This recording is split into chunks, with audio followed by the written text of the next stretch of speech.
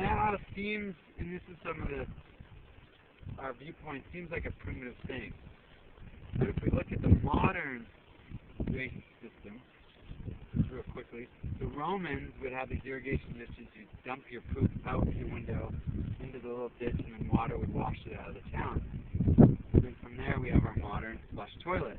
The problem: waste from animals does not break down in water. It becomes anaerobic. When we go to the forest, the reason we don't see poop anywhere is because it's airborne bacteria that breaks down waste of mammals and other animals into fertilizer that can be used for forests and gardens. So now we have a problem. We flush it. This isn't, we didn't create this, but you flush it, it goes in, and then you need $1 million sewage treatment plant to then take the water and the waste and try to separate it and compost it. And really all you have to do is poop in a hole. It will break down. This breaks down really quickly. And this one's about to move. We dug a new hole.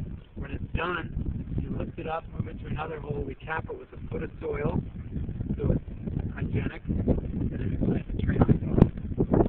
The tree goes down, next, all that fertilizer, which will be soil in about 6 months. And then you grow and you're producing food from your composted waste. The closed system, it breaks down in the air, so it's not going to get into the watershed. And ironically, the flush toilet is what takes up the site, not all fresh water, creating it as non-drinkable water. So it's just some of these systems, when you look at them, they don't really make sense. If you're going to break it down, why would you put it in water? So again, sometimes the primitive things actually make more sense if you place it correctly. Obviously, putting an outhouse right next to the river, there's going to be a little bit of flow, but placing an area like a food source where all of that nutrient is going to be utilized, so all of a sudden you have a closed loop for even your own waste. And the great thing, you don't have to deal with it. We lift it up, put soil over it. It's not like we have to process it or do anything.